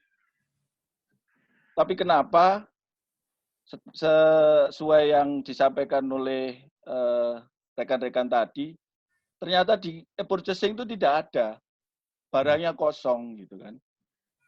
Nah, ini mungkin ada pengalaman dari narasumber kiat-kiat untuk kita melaksanakan untuk yang obat tadi. Dan ada noise juga, di sini ada pertanyaan dari teman-teman, apakah betul di peraturan Permenkes terkait sediaan farmasi atau PMK-nya tentang PBF, itu yang pesan harus apoteker. Nah, padahal kalau di kita itu yang pesan PPK kan gitu. itu masih ada simpang siur terkait regulasi. Terus lagi terkait e-katalog untuk di obat, saya sudah mempertanyakan kepada LKPP, ternyata saya kemarin sudah mengeksekusi terkait obat keswa. Itu ternyata di situ tidak ada menu negosiasi. Seperti yang sudah sampaikan Mas Rangga tadi, bisa dinegosiasi, ternyata nggak bisa dinegosiasi. Kalaupun bisa ya kita senang sekali gitu kan. Ternyata tidak bisa. Betul katanya Mbak Nusia, memang itu sudah paten. Terima kasih. Mungkin itu Prof. Muklis. Siap, makasih. Assalamualaikum warahmatullahi wabarakatuh. Assalamualaikum. Sama dulu nih. Mas Rangga. Obat. Siap. Oke, Mas Rangga dulu mungkin. Efektivitas RKO tadi dari Pak Arik ya. Ya, 2 hari yang lalu saya sharing dengan pengelola apoteker di Dinas Kesehatan terkait RKO gitu ya. Memang ya yang seperti Mas Arik sampaikan gitu, niatnya bagus, tujuannya bagus ya, di Permenkes sudah diatur bahwasanya ketika RKO diisi dengan benar, maka informasi tersebut diisi 1 tahun sebelumnya, diharapkan informasinya dari Kemenkes diteruskan ke PBF, maka kebutuhannya bisa tersedia dan terpenuhi. Itulah gunanya kendali mutu dan kendali biaya tadi di awal gitu. Tapi memang cerita yang saya dapatkan dari apotekernya itu pengisian RKO sejauh ini baru sebatas memenuhi kewajiban. Yang dipersyaratkan dalam Permenkes. Kemudian juga keluhan dari teman-teman apoteker di kabupaten saya, ada obat-obat yang tidak ada di Emonef. Jadi pemesanannya berlaku non e-katalog seperti itu. Nah, bagaimana mengatasinya? Jadi kalau yang di kesehatan dasar di Puskesmas, setelah Puskesmas menyusun RKO, kemudian direkap di tingkat kabupaten, kemudian diinputkan ke dalam Emonef, ada backup data cadangan juga dari pengelola di kabupaten kota setiap bulannya. Jadi yang tadi sudah dijelaskan Mbak Nur ya, bagaimana secara epidemiologi, secara 10 penyakit terbanyak dan lain sebagainya. Nah, itu menjadi data backup yang dimiliki oleh kabupaten kota untuk kemudian merencanakan kebutuhan obat dalam tanda kutip yang sebenarnya dibanding yang dicantumkan dalam Emonef. Itu yang dilakukan di tempat kami. Kemudian kayaknya itu deh, yang lain Mbak Nur silakan. Terkait, negosiasi. Ya, pilihan apakah itu ada yang memang menu negosiasinya atau memang sudah fix tidak ada negosiasinya mungkin? Ya. Kalau yang pernah kami alami Pak Arik ya, kami pernah ketemu obat yang ya dinegosiasi, memang tidak seperti Mbak Nur bilang tadi ya, bukan di harga obatnya gitu ya, tapi lebih cenderung kepada ongkos kirimnya waktu itu yang kami negosiasi seperti itu. Jadi secara total keseluruhan kan berpengaruh juga tuh terhadap nilai kontraknya. Walaupun memang itemnya negosiasi itu bukan harga obatnya, tapi nilai kontraknya. Mungkin itu pengalaman kami. Tapi sangat mungkin ya di menu e-katalog itu ada yang memang bisa dinegosiasikan atau memang juga ada yang tidak bisa dinegosiasikan. Jadi menu itu tidak disediakan gitu loh maksudnya. Iya. Obat keswa saya belum pernah nih kalau obat keswa nih Mas. Pasti ada negosiasi ya? Kalau obat keswa belum ada pengalaman nih khusus obat keswa nih. Oke, berarti lanjut. Biasanya dropping dari provinsi Oke, lanjut ke Bu Nursia kalau gitu ya. Gimana pengalamannya? Ya, silakan Bu Nursia. Ya, terkait pertanyaan Pak Ari ya, kenapa yang di RKO juga sebenarnya kan tadi dijelaskan juga ya sama Mas Rangga ya. Sebenarnya kewajibannya penyampaian RKO itu memang berdasarkan Permenkes tadi ya, nomor 5 tahun 2019 itu kalau nggak salah di pasal 2 dan pasal 3 tadi ya Mas Rangga ya. Jadi memang harus disampaikan kan kepada Menteri Kesehatan. Kemudian juga paling lambat itu bulan April tahun sebelumnya. Kemudian juga menggunakan Emonef. Nah, kenyataannya tuh kadang-kadang ya mungkin seringnya tuh kita tuh membuat RKO itu mungkin copy paste, padahal mungkin trennya obat tersebut misalnya tuh sebenarnya udah lebih banyak, cuma karena kadang-kadang ketika deadline harus disampaikan nih sebelum bulan April gitu ya, kita akhirnya copy paste dengan sebelumnya. Akhirnya adalah itu kerugiannya, padahal RKO itu dibutuhkan adalah seperti saya sebutkan tadi itu kan untuk perencanaan bahan baku kebutuhan obat seluruh Indonesia. Seandainya kita semua sudah membuat RKA itu dengan baik dan tepat waktu dan benar sesuai dengan tren kebutuhan kita, itu kendala-kendala kebutuhan obat itu insya Allah kedepannya tidak terjadi lagi sih, seharusnya seperti itu. Kemudian tadi pertanyaan Pak Ari yang kedua, peraturannya untuk memesan obat apakah harus apoteker gitu ya, sedangkan itu untuk di apa namanya ada ketentuan seperti itu. Sebenarnya gini, memang betul untuk pemasaran obat khusus narkotika dan psikotropika itu memang harus seorang apoteker yang menandatangani karena mereka juga akan nanti diperiksa. Karena untuk keluar obat narkotika dan psikotropika itu harus ditandatangani oleh seorang ST-nya, ditandatangani oleh seorang apoteker. Nah, pengalaman di rumah sakit kami adalah di awal, misalnya kami sudah perencanaan dari instalasi farmasi kebutuhan obat, seluruh obat ya, narkotika, obat kanker misalnya kami, obat generik dan sebagainya, itu di awal diperencanakan. Kemudian kita melakukan e-purchasing ataukah kita melakukan penunjukan langsung. Setelah itu kita buatkan kontrak 1 tahun seperti saya sebutkan di awal. Nah, dalam kontrak itu ditulislah item-item obat, misalnya ada 100 item obat. Nah, kita kirim langsung ke dalam, kita ada namanya instalasi SIM RS kita alhamdulillah sudah mandiri. Jadi dia menginput item obat baru ataupun harga terbaru hasil negosiasi Pokja dimasukkan ke dalam sistem kami.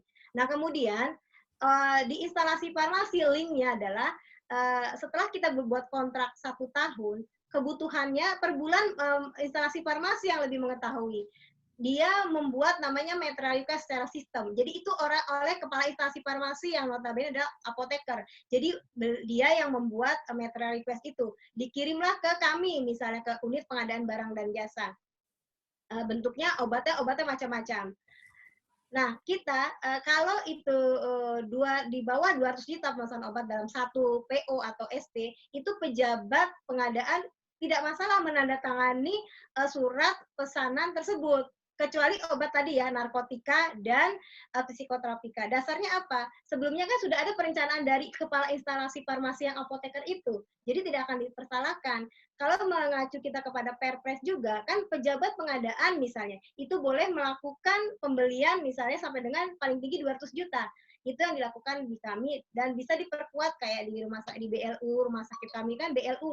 Dalam fleksibilitas BLU kita sebutkan di situ kewenangan pejabat pengadaan sampai sejauh mana dalam pembuatan SP itu. Jadi Pak Ari tidak perlu khawatir ketika seorang PPK ataupun seorang pejabat pengadaan membuat SP untuk obat-obat asal di awalnya ada perencanaan obat itu dari seorang kepala instalasi yang apoteker tersebut. Seperti itu. Kemudian juga tadi e-katalog ya, negosiasi sebenarnya kalau di pengalaman Pokja kami pada saat obat itu price list-nya itu price fix, jadinya list obat itu tidak pernah bisa dinegosiasi. Jadi kita nggak bisa negosiasi. Sebenarnya kita nggak perlu khawatir juga harga obat itu kemahalan. Kita tahu kan kalau untuk obat ada HET-nya, harga eceran tertinggi. Nah, kita berpatokan sama itu aja dan insya Allah sih tidak akan bermasalah pada saat kita ada audit atau apa. Itu kalau misalnya ada pun tadi dijelaskan lagi dipertegas oleh Mas Rangga, paling di kolom ongkos kirim itu pun sebenarnya tidak ini. Beda halnya dengan alat kesehatan. Itu ada masih kita bisa negosiasi dalam e-purchasing atau e-katalog tersebut. Demikian Pak Ari, mudah-mudahan terjawab pertanyaan ini. Siap. Terima kasih. Siap, makasih Bang Ari. Ya, makasih. Lanjut ke Pak Hanafi Lubis. Silakan Pak. Pak Hanafi Lubis, silakan. Pak Hanafi, silakan di-unmute. Sudah saya berizin. Oke, lanjut ke Bu Uus. Silakan Bu Uus. Dari mana? Oh, Bapak ya? mohon maaf. Silakan Pak. Ya, makasih Pak. Assalamualaikum warahmatullahi wabarakatuh. Ini ada permasalahan sedikit di lapangan, terutama kami di lingkup kecil ya memang. Dari mana Pak? Bapak? Dari Kota Banjar Pak. Oke, siap. Banjar. Ada permasalahan bahwa kita sudah membuat RKO ya Pak. Untuk misalkan contoh item obat kebutuhannya 1000 tablet. Itu untuk sama Bapak Stok kan kita RKO-nya 18 bulan. Tapi ketika melakukan e-katalog, ada item obat tertentu ataupun prinsip tertentu yang menentukan batas minimal. Nah, kita kan di bawah batas minimal prinsipalnya. Nah, ketika kita melakukan sesuai batas prinsipal, apakah itu dibenarkan gitu? Kita melakukan e-katalognya gitu, penyediaan obatnya. Itu yang pertama. Kemudian yang kedua, untuk pembayaran obat, misalkan kita katalog 10 item obat, tapi ketika yang datang misalkan 5 atau 8 item, berhubung batas waktu yang ditentukan telah habis, apakah kita bayar yang sudah datang atau kita batalkan yang sudah datangnya gitu, atau gimana gitu, Pak? Sedangkan obat itu sudah kita butuhkan gitu. Itu terima kasih, Pak. Oke, siap. Mas Rangga dulu. RKO dan terkait dengan apa? Kedatangan obatnya nih, serah terimanya nih. Oke. Ya, terima kasih Kang Uus. Ya, memang rata-rata puskesmas nyusun RKO plus buffer ya, 18 bulan ya. Seperti itu. Nah, kalau di kami, puskesmasnya karena masih belum BLU ya, jadi diakomodir menjadi satu di Dinas Kesehatan, seperti itu. Terutama terkait yang pemanfaatan dana dari kapitasi ya. Kemudian pembelanjaannya langsung oleh diakomodir oleh Dinas Kesehatan, seperti itu. Sehingga kalau terkait dengan tadi batasan minimal dari prinsipal, ketika dia sudah digabung jadikan satu, menjadi terpenuhi sebenarnya. Tuh, kemudian terkait obat yang datang tadi ya, pastikan dulu di klausul ininya Mas, surat pesanannya ya. Jadi kalau di kami memang kan tidak akan sekaligus datang tuh obatnya. Jadi kalau di kami itu tata cara pembayarannya diatur apakah ketika penerimaan barang 100% atau tidak, dan kontrak kita yang kita gunakan adalah kontrak harga satuan tadi kalau untuk obat. Jadi kalau memang tidak disanggupi lagi untuk dilaksanakan oleh si prinsipal ya, yang kami lakukan adalah ya sudah membayar sesuai dengan apa yang kita terima, karena tadi kontraknya adalah harga satuan. Mungkin itu Mas Uus. Siap. Bu Nursia menambahkan?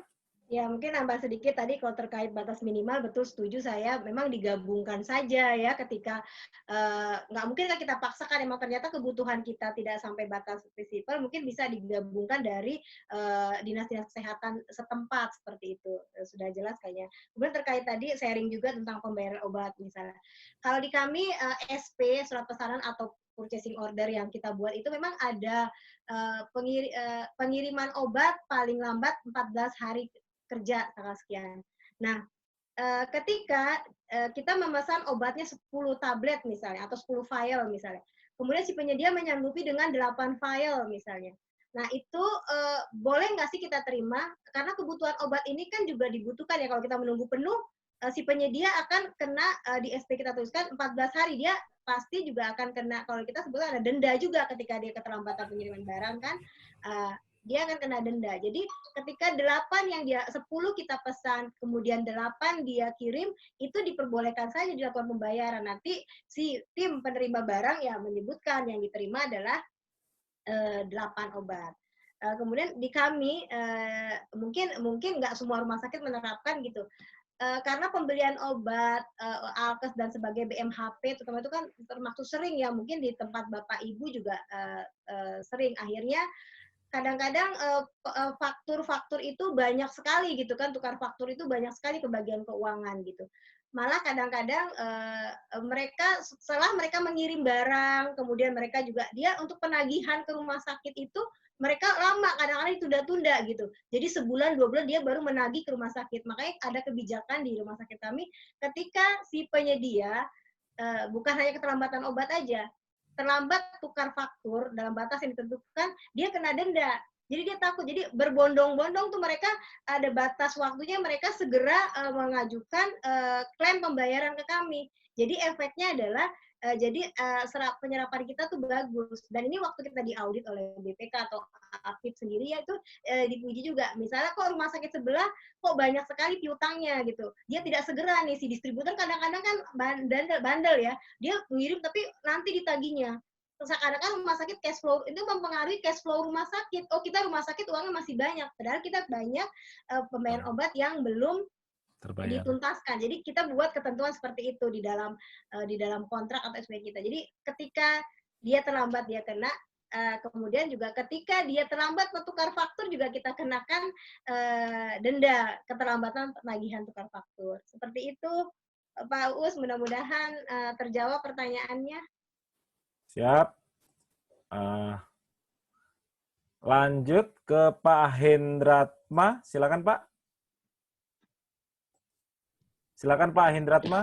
Ya, dari mana? Ya, dari Trenggalek Pak Mukis. Trenggalek. Ya, silakan Pak. Iya. Terima kasih. Ini maaf ya, agak awam tentang obat, jadi kalau pertanyaannya terlalu receh ya mohon maaf ya. Ini Pak tentang. Ya, kemarin kan gini ya kan, pengadaan obat kan diutamakan lewat e-katalog ya, lewat e-purchasing. Tapi kan kemarin ada kekosongan obat untuk obat PKD. Jadi terpaksa dilimpahkan ke UKBBJ untuk mengadakan tender.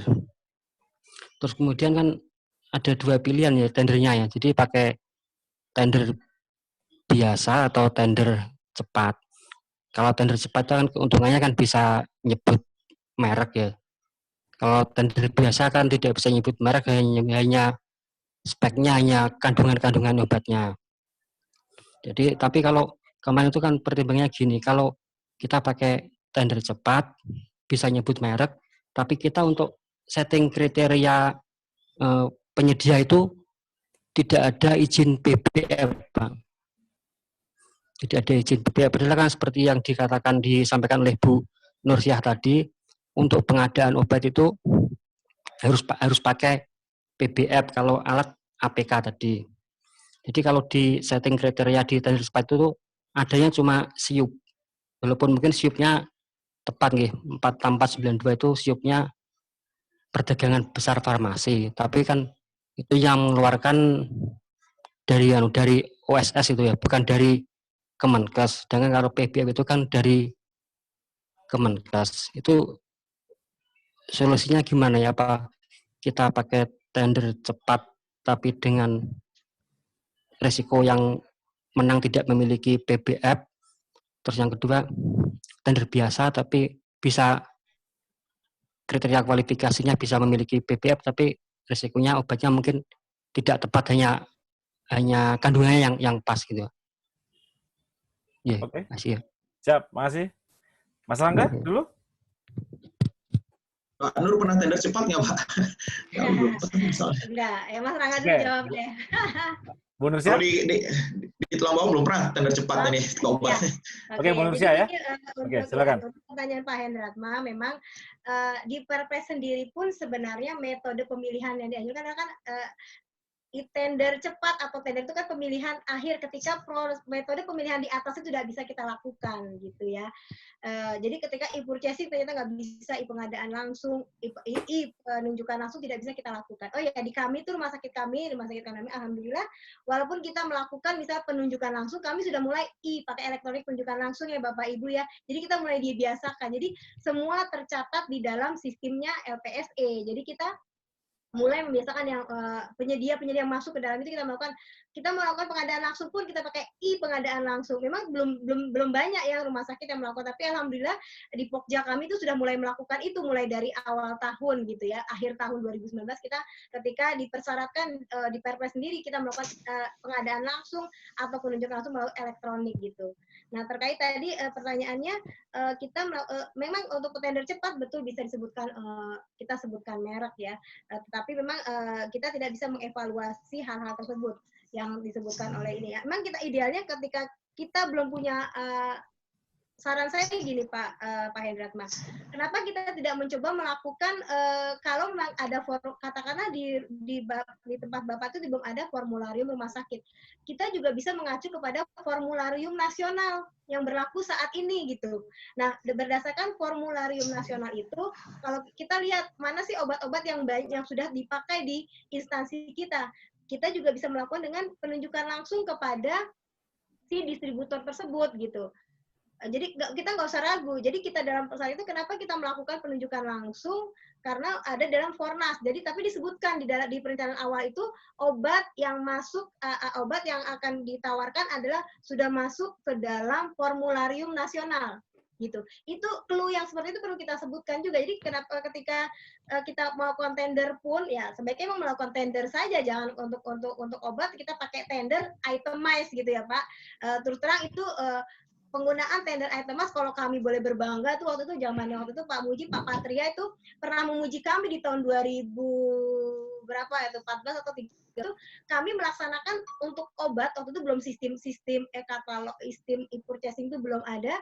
Kita melakukan tender obat dengan sistem itemized. Jadi dari 2000 obat yang ada itu kita lakukan itemized. Coba kerja keras sekali Pokja kami saat itu. Jadi pemenangnya banyak gitu. Jadi mungkin kalaupun Pak Hendratma ragu untuk melakukan penunjukan langsung terhadap obat yang dibutuhkan, mungkin kita lakukan saja dengan metode tender, memang jadi lebih panjang prosesnya.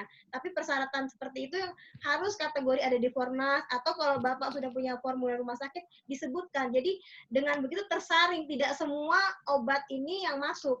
Karena kalau kita tender dengan tidak persyaratan kita perkuat di persyaratan KAK kita, semua obat paten akan masuk. Cuman saya sebutkan di awal tadi, belum tentu efeknya sama kepada pasien kita, gitu. Dari kualitas, mutu, dan ininya kan ada risetnya juga dan sebagainya seperti itu.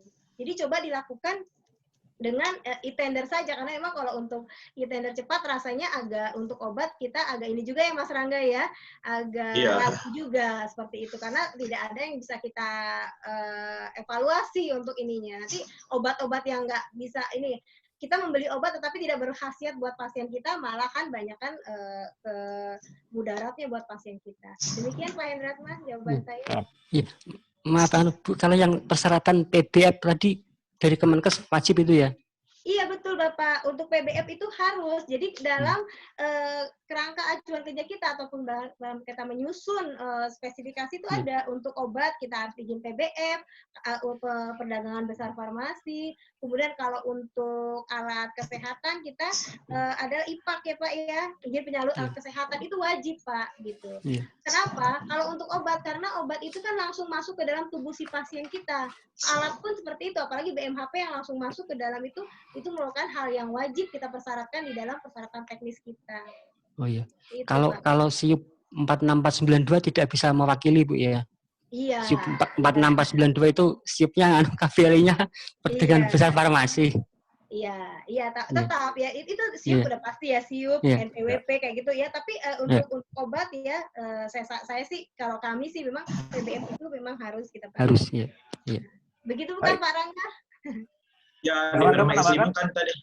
Ya tadi kan di Permenkes 5 juga memang sudah dijelaskan ketika tidak bisa e-purchasing ya kita belinya secara langsung kepada industri farmasi yang ada di katalog ya rata-rata PBF memang. PBF semua gitu. Iya. Oke. Iya, makasih ya. Oke. Iya. Satu pertanyaan lagi dari Bu Derita nggak bisa ya.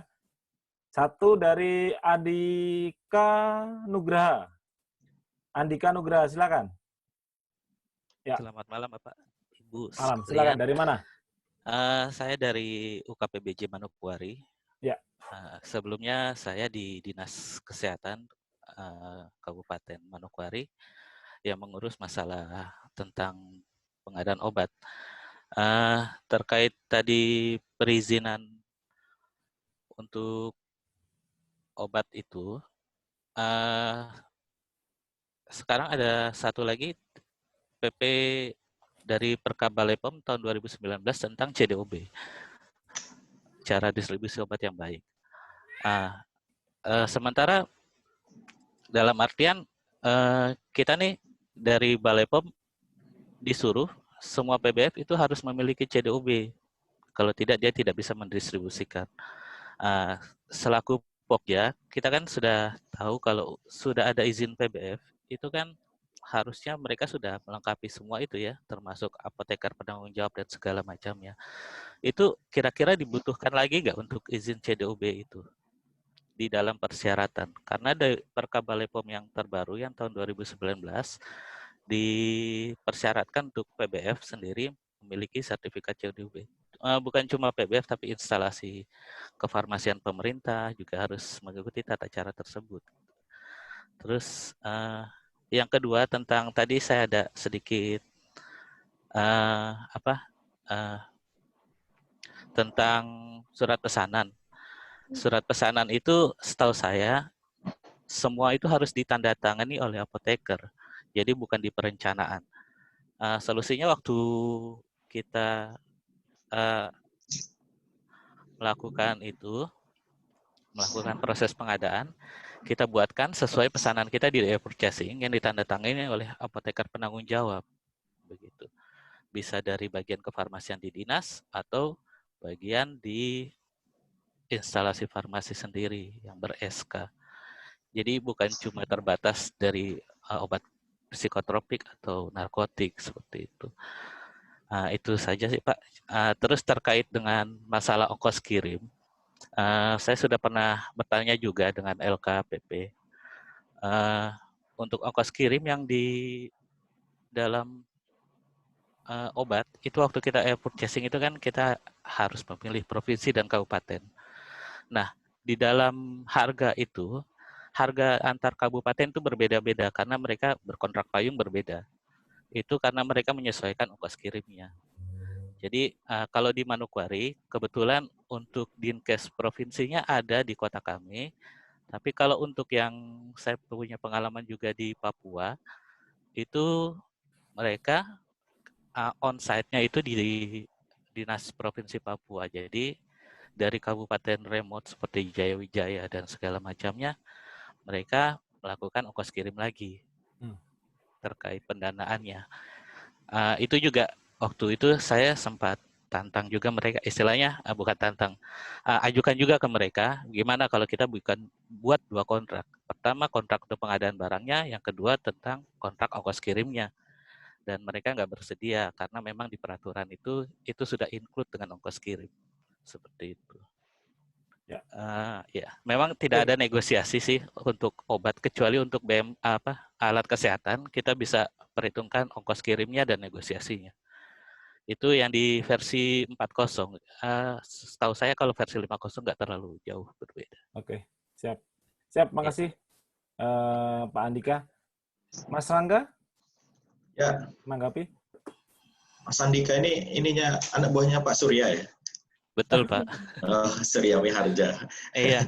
Jadi memang dari tahun lalu saya sama Pak Surya banyak berdiskusi tentang masalah e-purchasing. Sebetulnya e-purchasing ini kalau saya dengar kabar karena memang banyak sekali kelemahan dari LKPP, kemungkinan dulu akan sempat ada kabar kalau akan diambil alih sendiri oleh Kemenkes gitu. Tapi waktunya kapan saya kurang tahu. Jadi kayak Kemendikbud lah ya. Betul, ya seperti itu. Dengan siplahnya. Ya, berbagi cerita Mas Andika ya, kalau di tempat kami sebenarnya nggak jauh beda tadi dengan yang di rumah sakit terkait surat pesanan ya. Terkait surat pesanan. Jadi kalau di tempat kami surat pesanan itu yang seperti Mas Andika lakukan sebenarnya. Jadi yang by system, yang dengan perikatan dengan penyedia, surat pesanannya ditandatangan oleh PPK seperti itu ya. Nah, di dokumen kelengkapan dokumen pendukungnya ada yang ditandatangan oleh apoteker atau kepala instalasi farmasi kabupatennya. Ada, itu disiapkan untuk kelengkapan dokumen. Jadi nggak jauh berbeda lah dengan di Manokwari. Kemudian kami di Tulang Bawang ini sudah 4 tahun ini ya tidak melakukan proses tender ya, untuk pengadaan obat. Jadi yang dilakukan hanya e-purchasing dan pembelian non katalog, tapi jumlahnya juga hanya menutupi kekurangan dari yang tidak ada di e-katalog seperti itu. Nah, terkait CDOB ini, kalau informasi yang saya dapatkan dari apotekernya, memang belum sepenuhnya diinkludkan dalam ini Mas, persyaratan gitu ya, karena ya regulasi juga kan terhitung baru ya, 2019. Jadi kalau di kami ini belum jadi persyaratan mutlak gitu ya, yang wajib bagi yang pembelanjaan non e-katalog tadi itu, seperti itu sih kalau di kami. Mungkin itu. Oke, masih mungkin Bu Nursyah mau menambahkan. Ya, mungkin saya tambahkan sedikit tadi dari Pak Andika terkait SP ya ditandatangani oleh itu. Memang betul sekali disebutkan memang ada aturan BP POM baru sebenarnya, itu terbaru ya Pak Andika ya. Memang kalau selama ini kita memang untuk di rumah sakit sendiri itu untuk narkotik, psikotropik, dan prekursor itu memang ada, selain kita membuat SP yang buat by system tadi seperti SIRS kami sebutkan, ada SP manual lagi dari apotekernya. Nah kemudian untuk obat yang itu seperti yang disebutkan lain, misalnya untuk infus, obat infus itu biasanya oleh PPK atau oleh pejabat pengadaan misalnya. Tapi memang itu memang ada aturan baru tuh Pak Andika, mungkin dari kedepannya pun di kami bisa seperti itu. Kemudian tadi kenapa sih CDOB gitu ya? CDOB dipersyaratkan gitu ya. Sebenarnya kalau di rumah sakit kami itu alhamdulillah sudah akreditasinya tuh udah tingkat internasional. Jadi kan di situ dipersyaratkan jelas-jelas itu ya untuk sebenarnya kenapa CDOB harus kita persyaratkan, bukan hanya PBF saja. Jadi terkait supply chain manajemennya, supply rantai pasokan ininya. Selama ini mungkin yang kita sebutkan tuh hanya CPOB saja. Kemudian timbul lagi peraturan baru harus diwajibkan obat yang ditawarkan mempunyai sertifikat CDOB. Memang belum banyak nih PBF yang mengurus ini. Tapi dengan kita kayak di kami sudah mulai mewajibkan dan mereka juga sudah mulai mengurus, membuat gitu. Memang nanti dia tunjukkan misalnya ketika proses sedang dalam pengurusan misalnya. Kalau di kami memang untuk itu pun dipersyaratkan dalam akreditasi. Jadi PBF udah pasti diperlukan, kita ditambahkan dengan CPOB dan CDOB. Semuanya adalah untuk keselamatan kepada pasien-pasien kita sebenarnya. Kita perhatikan juga cara distribusi obat, misalnya pada saat penerimaan barang, obatnya harus di dalam suhu sekian, sampai di dalam full box-nya dia ada termometer misalnya, menandakan suhu obat tersebut misalnya sekian derajat, itu pasti baru kita bisa menerima. Sedemikian, karena kita kalau kita tidak memperhatikan itu tadi supply chain-nya, kita nggak tahu apakah pada saat pengiriman di pesawat misalnya suhunya terjaminkah untuk obat tersebut. Jadi untuk keamanan sih ke depannya mungkin persyaratan CDOB itu Pak Andika karena mau dipersyaratkan kita tambahkan. Insya Allah sih penyedia tuh kita sosialisasi betapa pentingnya itu, mereka sudah juga banyak yang mengurus hal itu gitu. Iya. Ya, kan gini Bu, terkait CDOB itu kan bukan dengan produknya, tapi tentang pendistribusiannya dari izin PBF-nya. Sedang untuk mengurus CDOB itu, mereka itu bukan waktu yang sebentar ya. Betul. Dari Bepom sendiri. Kemarin sempat ada tender untuk penyedia. Akhirnya mereka menjadi sanggahan. Gitu. Kenapa? Sedang di Balai POM sendiri mewajibkan, di Pokja sendiri tidak mewajibkan. Tapi dalam hal ini saya kemarin itu sempat memberikan sanggahan. Kita ini yang dievaluasi dari Pokja itu terkait izin-izin administrasi. Kalau mereka sudah ada izin PBF-nya dan tidak ada surat keterangan atas pemberhentian sementara kegiatan dari Balai POM, mereka kita asumsikan bisa untuk mendistribusikan obat seperti itu. Kira-kira sanggahan tersebut, maksudnya ke depannya itu seperti apa, bisa nggak ya? Seperti itu. Mas Rangga dulu jawab. Mas Rangga, mau menambahkan? Belum Mas, CDOB hal yang baru tadi buat kami juga belum dilakukan. Gini. Kan sebenarnya kan untuk peraturan perka CDOB itu di tahun 2012 juga sudah keluar. Yang di 2019 itu ada revisi-revisinya sedikit. Tapi dari Balai POM kurang tahu kenapa tiba-tiba mereka harus mewajibkan hal itu semua gitu. Seperti itu. Ya, mungkin sedikit lagi penjelasan dari saya, mungkin emang izin PBF dengan CDOB itu suatu hal yang berbeda gitu ya. Iya, betul. belum tentu semua PBF itu memang punya CDOB tadi yang seperti saya sebutkan. Kemudian sebenarnya nih hal ini sudah lama juga ya disosialisasikan oleh BP POM. Kalau perusahaan-perusahaan besar ya seperti yang sebut APL misalnya ya, Enseva itu semua banyak juga yang sudah punya ini. Jadi dengan kita Pokja mewajibkan ada CDOB itu, otomatis akan tersaring sendiri dengan sendirinya perusahaan-perusahaan farmasi yang masuk ke dalam instansi kita gitu. Jadi mungkin ketika terjadi masa sanggah itu ada sanggahan seperti tadi Pak Andika sebutkan ya. Ya sebenarnya kalau kita di dokumen kita sudah dijelaskan harus itu suatu persyaratan yang mutlak, ya kita jawab aja sanggahan mereka emang itu dipersyaratkan untuk saat ini gitu. Bukan hanya CPOB saja seperti awal itu, tapi CDOB juga sudah dipersyaratkan. Ya. Sekian Pak Andika. Oke. Masih. Baik, terima kasih. Sebelum saya ke Pak Muji, di sini saya lihat Bang senior nih, Bang Saifuddin Zuhri, mungkin mau menambahkan. Saya undang deh. Sebelum saya Muji dan saya akhiri, silakan Bang. Terima kasih. Ketahuan ya. Oke, malam semuanya. Mohon maaf, bukan senior ini ya. Sama-sama orang di kesehatan aja lah. Begitu. Yang pertama komen saya kaitannya dengan hand sanitizer tadi. Jadi hand sanitizer itu bukan alkes, tapi dia adalah PKRT. Tetapi perlakuan hukumnya sama. Jadi memang harus ada izin edar. Kecuali untuk COVID ini, izin edar untuk impor itu dikecualikan. Jadi atas rekomendasi BNPB sudah dianggap sama dengan izin edar. Itu yang pertama. Yang kemudian saya tertarik dengan yang terakhir tadi, tentang bagaimana distributor obat itu harus mempunyai sertifikat cara distribusi obat yang baik. Kalau kita mengacu kepada bahwasannya setiap pelaku usaha itu harus memenuhi ketentuan yang berlaku, nah tentunya kita konsisten mensyaratkan bahwasannya distributor itu di samping punya izin BBF juga mempunyai sertifikat cara distribusi obat yang baik. Itu saja dari komen saya. Terima kasih, Mokris, atas kesempatannya. Ya, terima kasih, Bang Zuhri, telah bergabung. Pak Muji Santosa mungkin menambahkan dan waktu juga sudah lewat. Ya, terima kasih Pak Mulis. Terima kasih pada Pak Rangga sama Bu Nursiah yang kesempatan ini bisa memberi materi mengenai pengadaan obat. Ini adalah materi yang kedua. Yang pertama dulu adalah pengadaan alat kesehatan, ini pengadaan obat.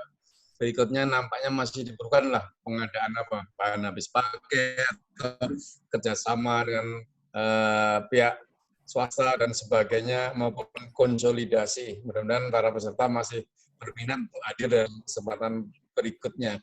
Jadi saya ucapkan terima kasih kepada pihak yang memberikan presentasi maupun yang hadir dalam acara ini. Semoga kita masih ada kesempatan untuk berbagi ilmu lagi di kesempatan berikutnya. Pada Bu Nursiah, Pak Argatama, saya ulang lagi, saya ucapkan terima kasih. Begitu aja Pak Mulis, silakan lanjut. Ya, terima kasih Pak Muji Santoso. Selalu closing statement yang pertama ke Pak Rangga. Silakan Mas. Untuk kegiatan kita hari ini. Ya, terima kasih Pak Muji, Pak Muklis atas waktunya. Ya, mungkin terakhir yang ingin saya sampaikan, ya terkait sharing saja lah ya, karena saya di Dinas Kesehatan.